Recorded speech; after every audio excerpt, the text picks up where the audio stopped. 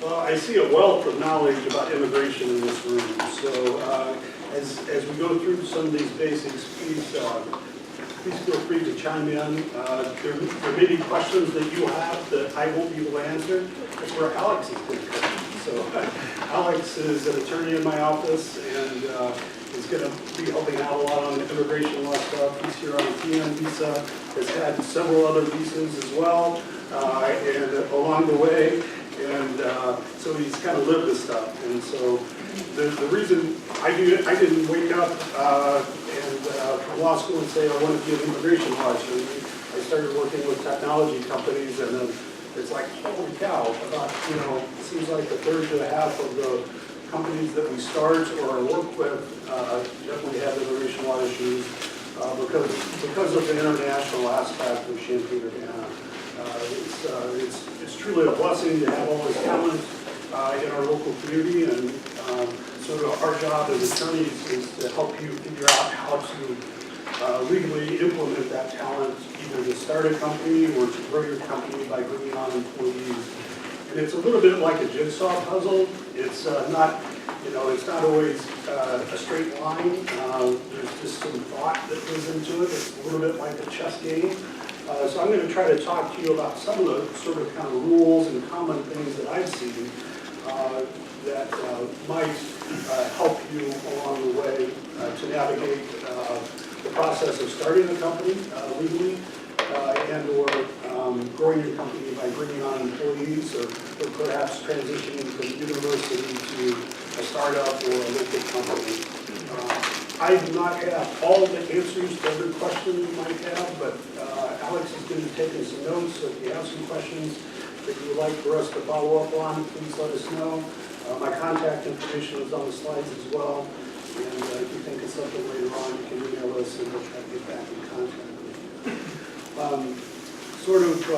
So anyway, that having been said, if you have a war story to share or a perspective or a solution that you've seen work, please raise your hand and chime in. I'll keep it interesting if you don't just listen to me the entire time. Sort of an overview of the things that we're going to be covering, some of the initial general considerations. Working on F1 status. So, this is a student working on F1 status. That can be on campus, CPT, OPT, STEM OPT, or the CAP gap. And then some visa types, H-1B, TN, J-1, O-1, green card options, and we'll touch base a little bit on premium processing. So that's kind of the overview of where we're trying to go. Initially, one of the questions is, hey, I'm on an F1 and I want to start a company. Well, can I do that? You can start a company, but you can't necessarily work with a company. So if you want to form an entity to purchase some real estate, that's perfectly acceptable. If you want to form a company and it looks like you're basically a stockholder in a publicly traded company like Walmart, that's not a problem. What happens is if you don't have work authorization through CPT, OPT, something, in order to work for the company, and then you start crossing over into an area that could create some problems for you. Some of the factors, so if I start with a group of students who are maybe entering COSAD or something, and they want to form a company and looking around the room and, okay, what's your immigration? Okay, all right, we don't have a U.S. citizen yet. So a lot of times we'll find at least one U.S. citizen to be a part of the COSAD team so that they can be the president, vice president, secretary, treasurer, member of the board, and then everybody else is not doing things in a public arena that could create problems for them later on. A lot of times with a company, a startup company with a lot of students involved, we like to have, or even a professor startup company, we like to have a vesting schedule, which means your stock vests over time. You earn it in return for services. That can be problematic if you're starting a company simply on an F1. So we try to avoid that type of issue. We also typically try to avoid pass-through tax treatment, such as an LLC or a subchapter S corporation. And avoid service as an officer, and basically avoid holding things out in the public as if you are working for the company. Now, that wouldn't prevent somebody from entering COZAD, as a business plan, but it could, once you switch over to the company aspect, create some problems for you. But again, passive investment in a company, that's not going to be a problem even if you are not legally able to work in the U.S. Let's see. Some additional considerations, if you do employ an individual with a particular visa category, there may be some tax implications. You may not have to have full FICA. I'll defer to the accountants on that issue, but it's something to think about. Again, and I-9 compliance is a big issue. Make sure you get an I-9 before you hire an employee. And if you're going to be using the STEM extension, you need to make sure that you enroll in E-Verify, which is the electronic version of verifying doing I-9. So is the I-9 verification sort of internal, something we do, or do we have to submit that form? No, that's something you do internally, and you need to keep a file of it. So there's different ways to meet it, driver's license, et cetera, et cetera. And but the E-Verify is not really internal because it goes off. Right. All right. So these are some of the categories we're going to talk about a little bit today. We have F1, working on F1. Generally, you can work on campus through, and even off campus if you are basically in the research park. So there's a sort of research park exemption if you get paid through the research park. That's a way to kind of create on-campus employment over the last 4 years. And you can work off campus after the first year through CPT, OPT, or STEM OPT. So that's F1. We'll talk a little bit about CPT, which is clinical practical training, which is while you're still in school. There's a maximum of 12 months of full-time CPT, and you want to try to avoid doing 12 months of full-time CPT because that eats into your OPT, which follows, which you typically try to use following graduation. OPT is for a maximum of 12 months. STEM OPT is just for the STEM degrees, and that's available for 24 months. If you get more than one degree, you can do you can do up to 2 STEM OPT extensions. H-1B up to a maximum of 6 years. It comes in 3-year increments. This is the one that's subject to the lottery. Everybody has to get their application on file by April 1st. Or the 5-day window starting with April 1st, and you probably won't get selected. The TN, which is I've actually used for my law firm a couple of times. It's limited to Canada and Mexico. It's very inexpensive. You don't hardly need a lawyer to do it. And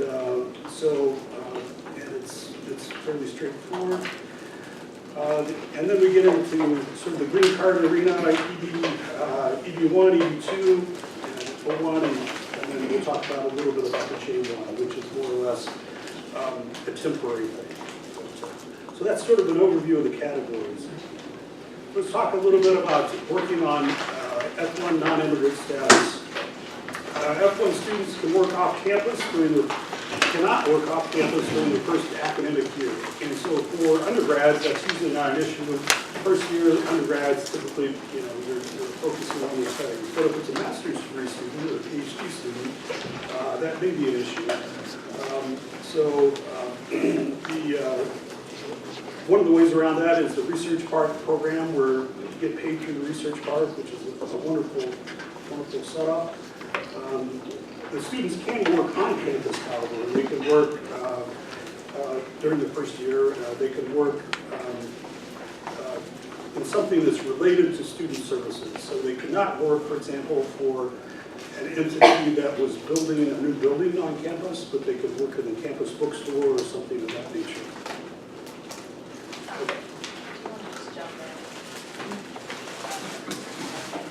Yeah, you want to talk about that? That'd be great. So with the research park internship program, what Alan was talking about here is the key is to know who's paying the student. So the university is paying the student is considered on-campus work, and if a private entity external to the university is paying, then you have to get the CPT, or work authorization, which is not allowed in that first year. But with the Research Park internship program, if you are a company in the Research Park or a startup in Enterprise Works or affiliate of Enterprise Works, you're eligible for this program, which allows you to hire, university hires that student and will pay that student. And then you work with the Office of Corporate Relations to fund that student essentially. But that student will be hired as a university student employee. And so you can get around that nine-month or that first academic year in terms of authorization. It's essentially using the university as like a third-party employment service, but it's only available to, so the company controls who is hired, how long they're hired, what their hours are, everything involved. It's essentially a way that the university handles the paperwork and pays the student. Of course, the company has to pay for this service, and that's what is handled through as an operational expense to the company through the Office of Corporate Relations.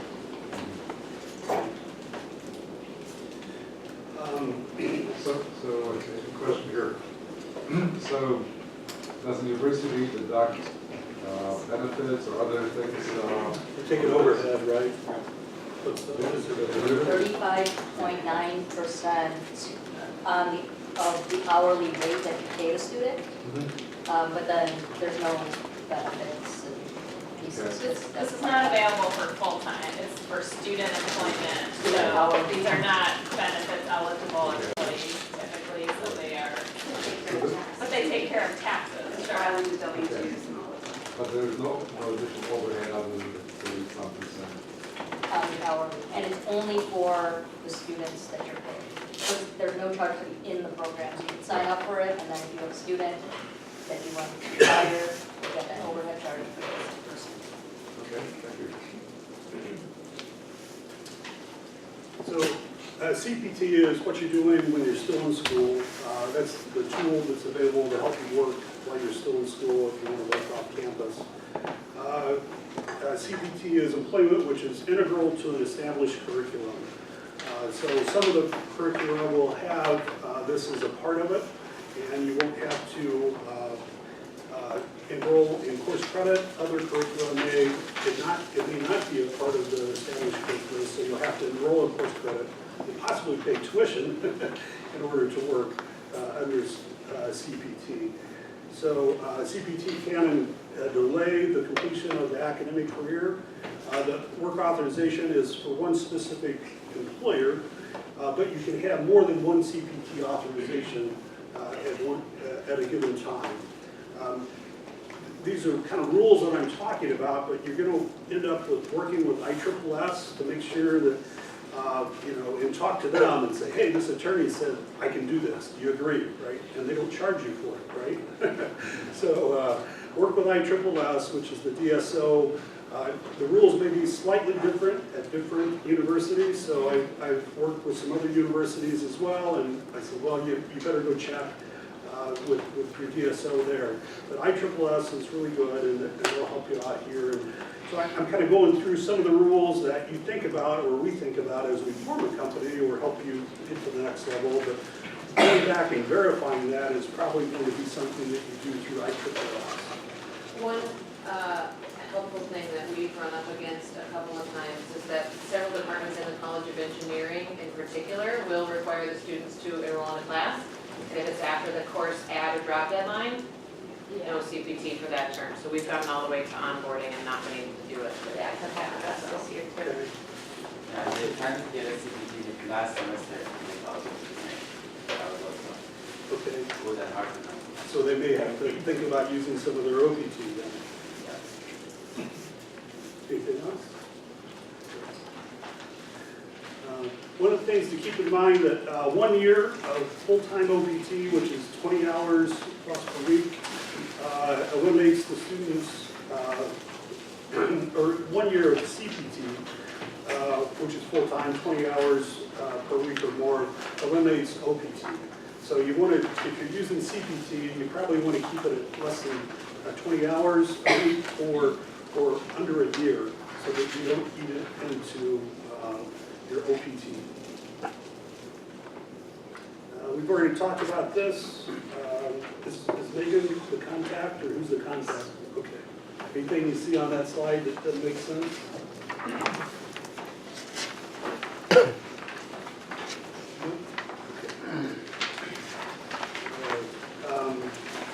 OPT initially provides up to 12 months of on-the-job training that relates to your degree. So all the time I sit down with people and they have a degree in finance and they want to start a company that has nothing to do with finance. I'm like, well, are we going to work with the description of this company to make it tailored to your particular degree, right? So there's some thought that has to be put into that. A lot of times you can figure out a way to make it work, but again, working with ISSS is going to be important. You can participate in OPT both during and after completing your study, but if you use it before, it's going to eat into what you have after. Students on OPT are allowed a maximum of 90 days of unemployment. Employment under the first 12 months of OPT can be unpaid, so that provides an opportunity to start a company where you may not have funds to fund the company, but you can start the company, work with the company under OPT and not have an issue there. We can go back to CPT real quick. So 20 hours or less is considered part-time Right, CPT, and students get an unlimited part-time CPT. right. So it's 20 hours or more is full-time, and that For a year, so if you do 20 hours or more for a year, then it eats into your OPT. right. But 20 hours or less, and during the school year, which is what is nice that Research Park can hire students during the school year, they're restricted to working 20 hours or less. So they can do that for unlimited amount of time, and it won't affect their OPT. That's it. So just a quick question about OPT. It says students Can you can, speak up, sir? yeah.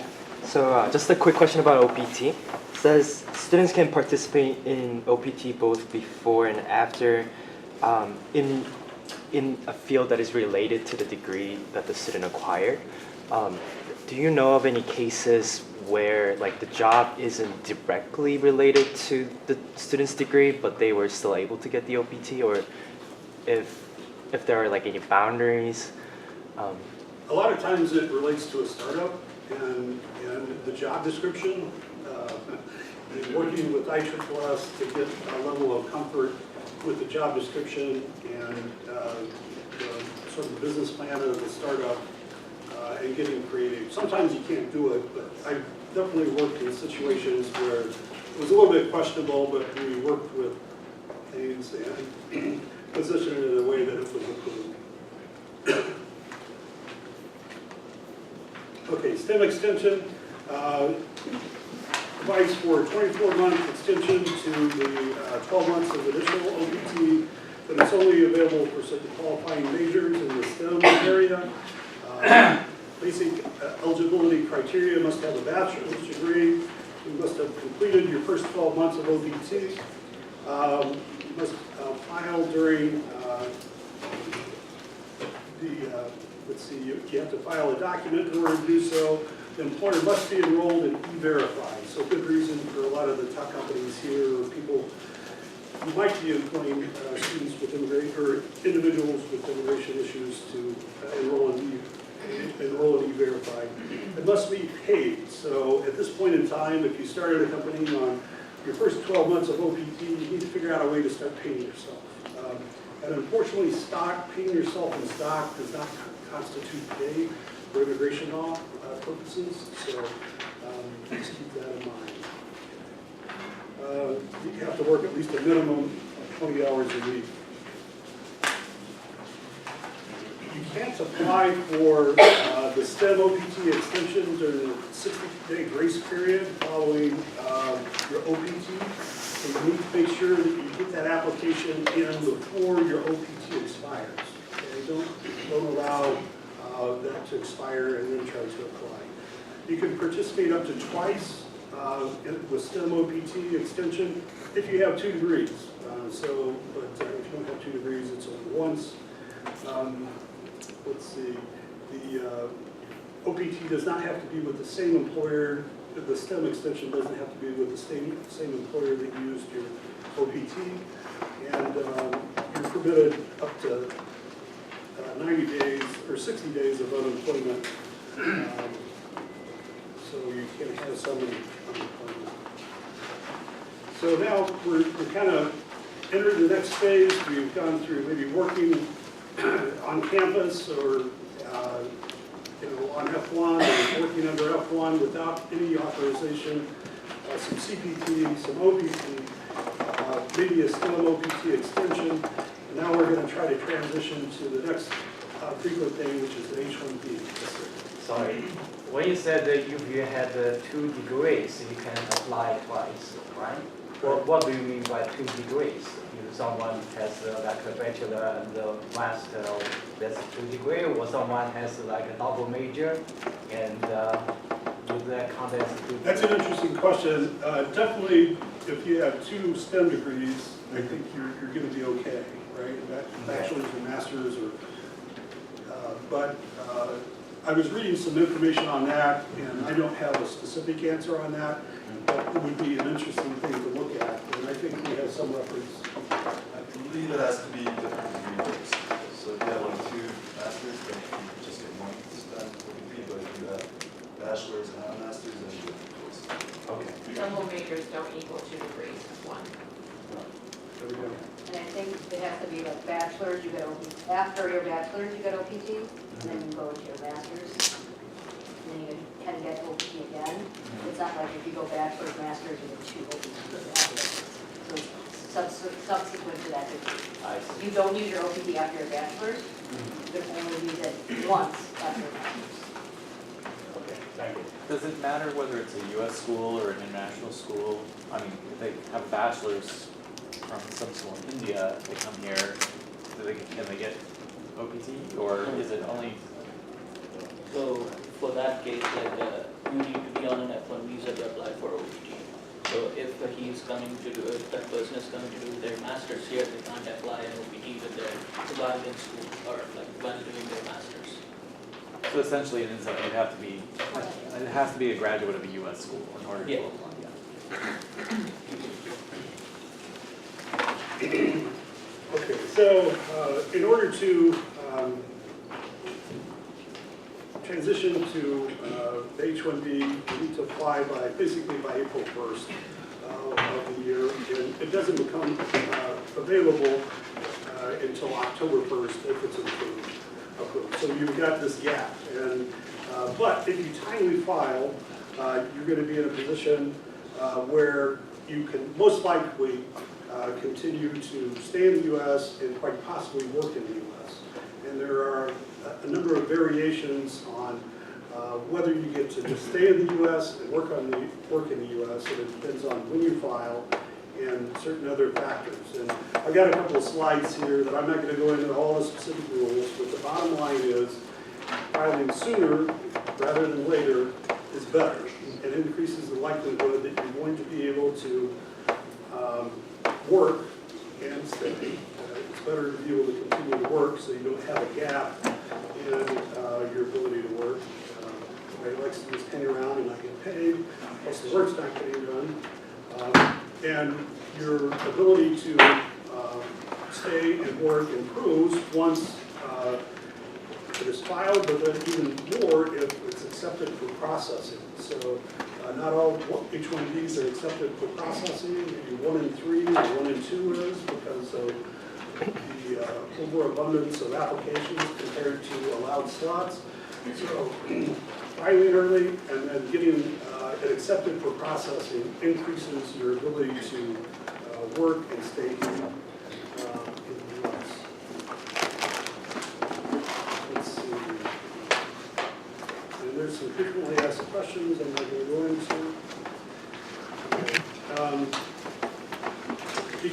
summary, it's a non-immigrant visa, so it's supposedly, and it's temporary. It gives you the ability to stay up to 6 years, but you get it 2 years at a time.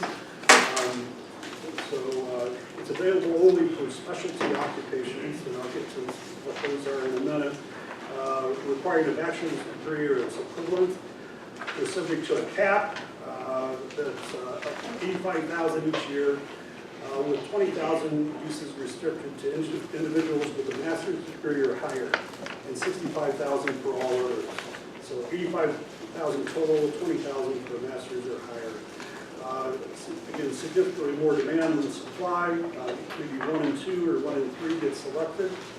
So you want to begin this process early on, right? Because you may want to take more than one bite at the apple, because you may not get selected the first year. So apply early and often. It's sort of like voting in Chicago, right? Vote early and often. Apply early and often for the H-1B. So, probably a lot of people in the room are too young to get that. But, I don't think there's an age limit in the state of Illinois on that. yeah, all right.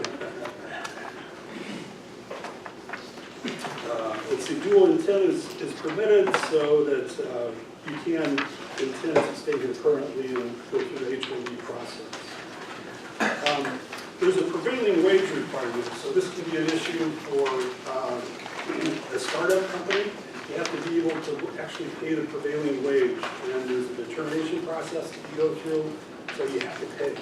So if you're wanting to set up a company and use an H-1B, you got to have a source of funding, either current customers, an investment from outside, or a revenue stream. Additionally, if you want to set up a company, you need to be able to be fired. Okay, so the one successful situation that we encountered where it was actually a boyfriend and girlfriend, they weren't married, wanted to set up a company and use H-1B in order to fund that company. So what we did is we got an investment from the outside to prove that they could be paid. Each of them owned about a third, the investor owned about a third, and they could be fired because each of them could be fired because the significant other and investor could team up to fire the one. And we didn't talk about the significant other issue, but anyway, that was one situation where we showed that we could set up and use H-1B to actually start a company, basically. It's not always easy to do that because you do have to have a source of funding in order to be able to pay the prevailing wage. Let's see. Spouses and children of H-1B holders can stay in the U.S. for H-4, but they cannot work. Let's see, it's the H-1B is employer and job specific. If you need to move to a different job or even move to the company moves to a different location, then you need to file an amendment. Fortunately, the amendment does not count against the cap, so most of the time you can get that approved. But if you're moving the company from, let's call it Champaign-Urbana, from Champaign-Urbana to Chicago or Champaign-Urbana to Silicon Valley, then you may have a prevailing wage issue, right? Because the wages may be higher in that location. Yeah. So prevailing wage is not a requirement for OPT employees? You have to be paid, so it's not a, and so there'd be wage and hour laws that you would have to, minimum wage, stuff like that. But not the same requirement as for Yeah. It kind of recognizes that it's a training phase. Here's some examples of H-1B specialties. Professor, computer science, software engineer, lawyer. I actually had Alyssa, some of you may have known Alyssa, who used to work for my law firm. She was here on the H-1B. She actually did CPT, OPT, 2 H-1Bs, green card, and then moved on. But anyway, so she had the whole process here. Let's see. The bachelor's degree must be related to the position to be filled. Let's see. The degree requirement must be common to industry, so it has to be a realistic that the degree is required. Sometimes there's a little bit of information that sometimes it's not necessarily altogether degree-based. I've seen some language that suggests that 3 years of industry experience can count as 1 year, or can count as 1 year of education. So sometimes that's a way around a specific degree if you have an individual who has a lot of experience but does not have a degree. This process is not free. It costs money. Filing fees are either about $1,700 or $2,400 total, depending on the size of the company. So those are just the filing fees, not any legal fees. So it's, and now if they don't accept your application for processing, you get you notice your check doesn't get cashed after a certain point, and you say, oh, initially we cash the check, they haven't cashed the check, it means that they haven't accepted it for processing. So you get your check back if they don't accept it for processing, but it's not a cheap thing. It's not the free go to ISSS, and you know, they take care of everything, and you don't really have to have an attorney. You don't need an attorney for that. Most people use an attorney for an H-1B. Some people don't, but for the most part we do. We do quite a few H-1Bs. We talk to people about all these other things as we try to set up companies, form entities, set up the company structure, but you know, when we actually start practicing immigration law, H-1B is where we tend to get involved. Processing times are 3 to 6 months for an H-1B. We can also do premium processing, which is $1,225. We did suspend premium processing for H-1B for a while because they were getting behind. But if you want an early and quick decision, then you can pay some extra money.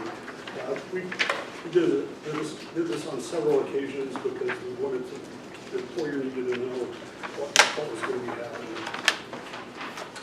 Okay, before we switch off of H-1B, does anybody have any more stories, perspectives, questions?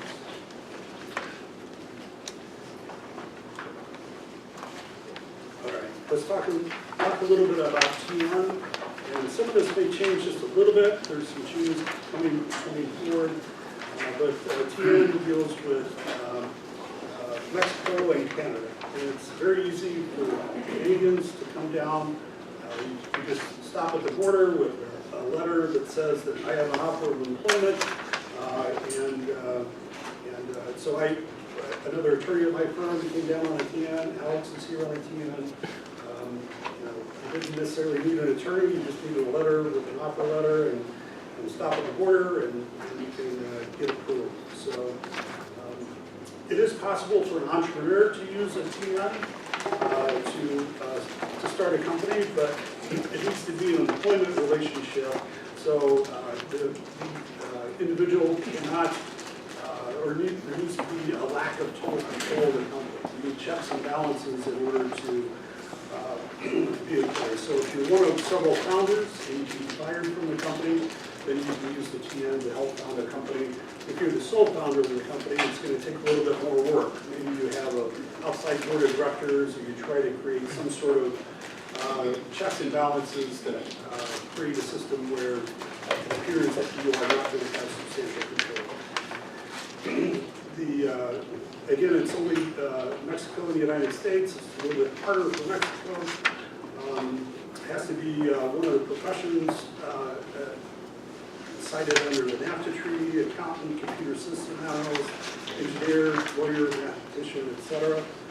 It's a temporary thing that you can, in theory, keep renewing it for multiple occasions. Now, if you're using it to start a company, that may get a little bit difficult after a certain time. So if you get 2 6-year, 2 3-year approvals, then that ought to give you enough time to figure out another pathway immigration-wise.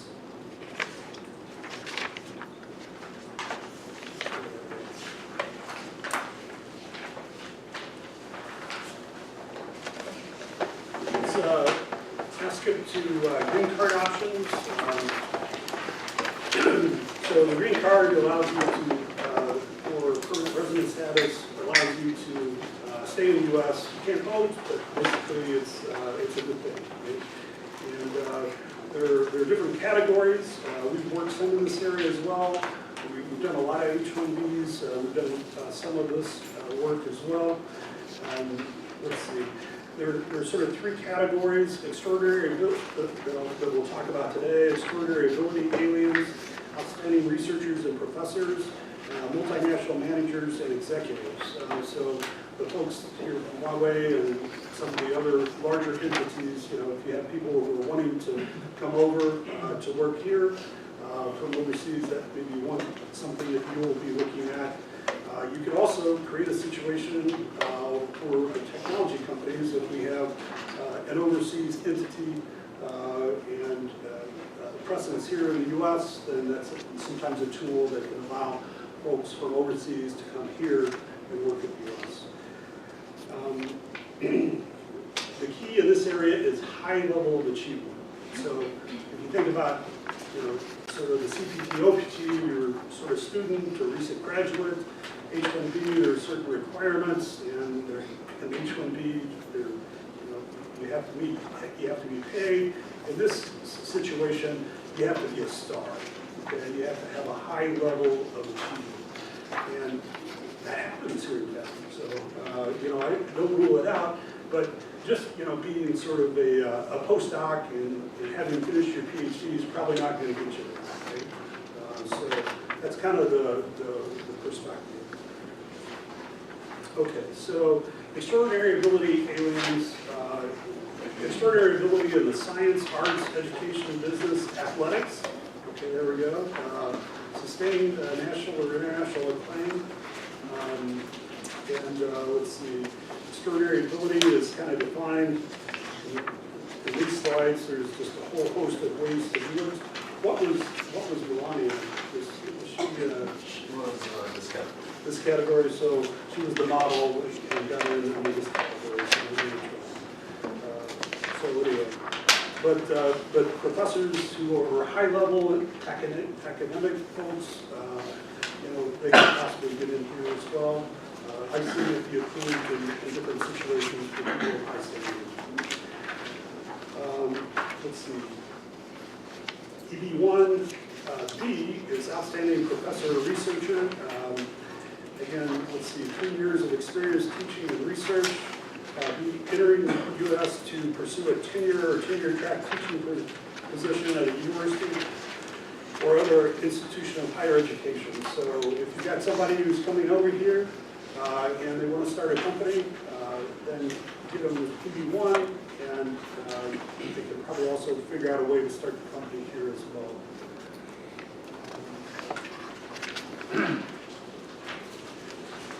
And EB1C, multinational manager, executive, eligibility requirements kind of covered there. Again, this is going to be a transfer from overseas, a manager level person who's going to come in and work here in the U.S. The second preference, EB2,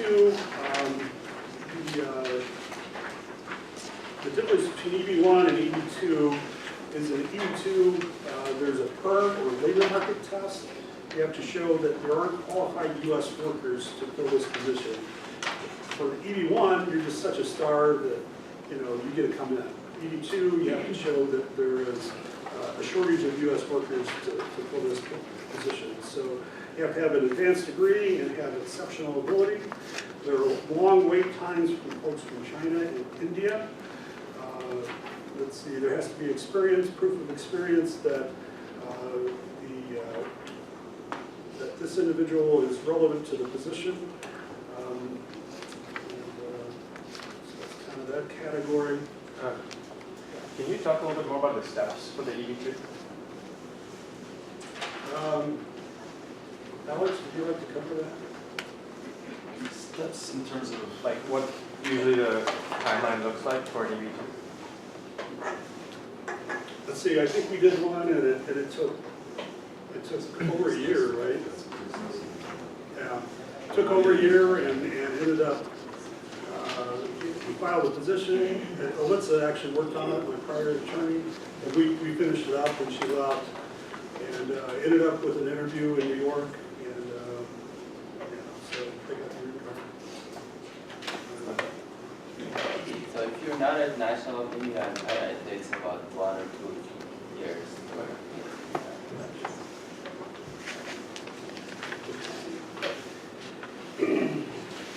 An O visa is for individuals with extraordinary ability or achievement, and some of the requirements are set forth there. You have to really be extraordinary, a Nobel Prize, or at least 3 of the following things there, so pretty high level stuff. J1, a lot of the folks come to the university on J1 and then you try to figure out how to get them over. We had earlier talked about the home residency requirement. I think, well, Chindy did, I think, before the talk. A lot of times if you're here on a J1, you have to go back to your home country for 2 years before you can come back to the U.S. There is sometimes a waiver process to that 2-year requirement return. And typically I've often seen that for physicians who do a residency program here, and then they agree to work in a medically underserved area, say in Appalachia or some rural area where there's a shortage of physicians. Tim may ask about whether that's available in the tech area. I said that's a good question. We're going to look into that, and so I'll say we do a research project. So, and it's a little bit about the J1. We talked about premium processing, that did get suspended for each one. Yeah. What is the meaning of dual intent? What? What is the meaning of dual intent? Oh, dual intent means that you want to be here not just temporary, but you want to stay, and you want to proceed to the green card process and become a U.S., hopefully a U.S. citizen. Thank you. So again, got some of the tools that you can use. I don't pretend to have all the answers. I work with tech companies all the time. Half to a third of them have immigration questions. The stuff that relates to that ISSS can handle, we can talk to you in general about these rules. You're going to get some work with ISSS closely so you don't get out of compliance. When you switch over to TN, we can help you. With the H-1B, we can help you. We've also worked on some green card issues. And in general, if we need to set up a company or trying to structure the company, we're going to take these immigration law issues into account when we help form that company. So for the dual intent category, or the row of dual intent for different visas, what does it mean by NA? Is it not applicable? It's just doesn't. It's not relevant. Oh, it's not. Okay. Yeah, not a relevant question. Can you talk about traveling on OPT outside the United States? Traveling on OPT. So I would talk to ISSS about that. And traveling makes me nervous all the time under the current administration.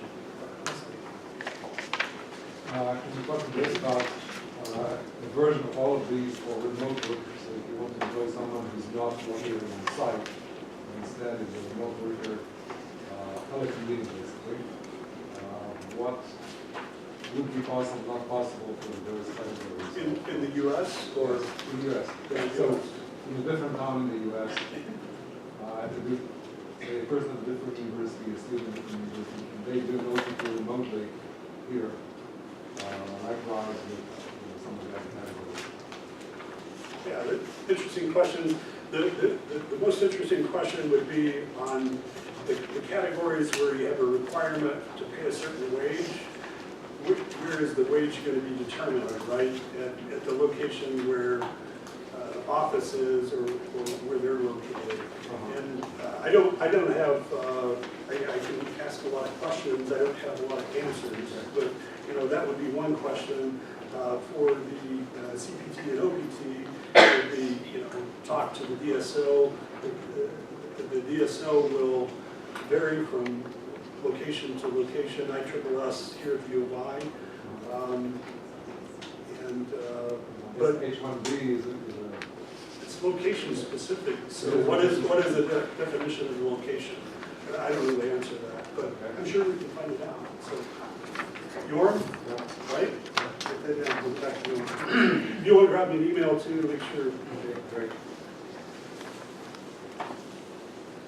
You What's your want column? to Where's your column written at? Run to press. All right. Yeah, Here we go. it's used that weekly paper. You want to talk about what's it, investments in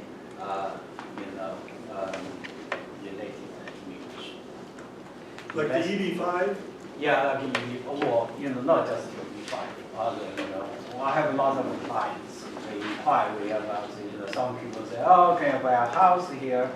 And then, because my son is here, instead of paying the rent, I buy a house for 5 bedrooms and rent the rest of them out and do his study. Or someone say, oh, I have money to invest in the company. If you're wealthy enough to invest a whole bunch of money, yes, you can do an EB5, and you can do that through setting up your own company and doing the investment. You can do it through some third parties.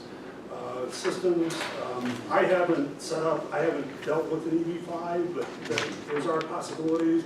I also know that there's some changes in the works in terms of the amount or proposed, right? Aren't they proposing to increase the amount required? It's a $250,000, now they increased it to $500,000. Yeah, so it's going to get harder, but if you got somebody who is very wealthy and is able to do that, certainly it's a tool that can allow for staying in the U.S. So, person on an H-1B can they work at with 2 different companies at if he has 2 approved H-1Bs with both the companies. I believe so, yes. So is there like a time requirement that you need to spend that amount in this company for this time and this amount of time to maintain status or something like that? I don't know about a time requirement, but you can work for more than one if it's appropriate. I think I'll wrap up at this point. Thank you, everybody, for your comments and questions. There's obviously a lot of questions out there, a lot of knowledge in this room. And I appreciate the opportunity to participate today.